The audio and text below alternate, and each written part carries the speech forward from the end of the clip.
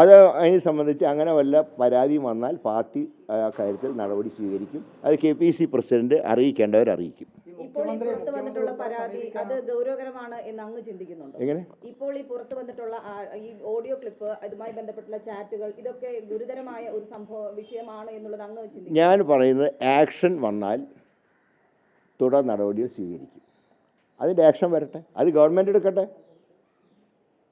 പിന്നെ ഇലക്ഷന് വേണ്ടി മാത്രമുള്ള അഭ്യാസങ്ങളാവരുത്. കുറ്റം ചെയ്താൽ ശിക്ഷ അനുഭവിക്കണം, ആരാണെങ്കിലും X or Y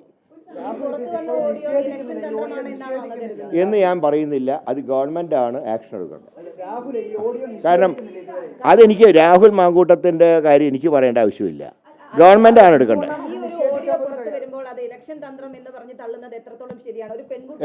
ആക്ഷൻ എടുക്കേണ്ട ഗവൺമെൻറ്റാണ് ആക്ഷൻ എടുക്കേണ്ടത്. ഏതാണ് പെൺകുട്ടി ആർക്കും അറിയില്ല. അതുകൊണ്ട് പാർട്ടി അതിനെക്കുറിച്ച് ഒന്നും പറയുന്നില്ല.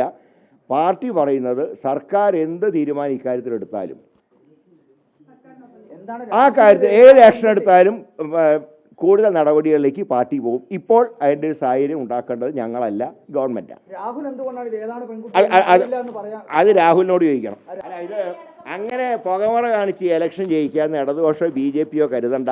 പാലത്തായി കേസിൽ ഒരു പീഡിപ്പിക്കപ്പെട്ട ആ പെൺകുട്ടിയെ ദ്രോഹിച്ച അധ്യാപകനെ പുറത്താക്കിയപ്പോൾ അധ്യാപകന് വേണ്ടി RSS ഭാഷയിൽ സംസാരിച്ച മാർക്സിസ്റ്റ് പാർട്ടിയുടെ നിലപാടല്ല കോൺഗ്രസിനുള്ളത്. തെറ്റാര് ചെയ്താലും അവർ ശിക്ഷിക്കപ്പെടണം.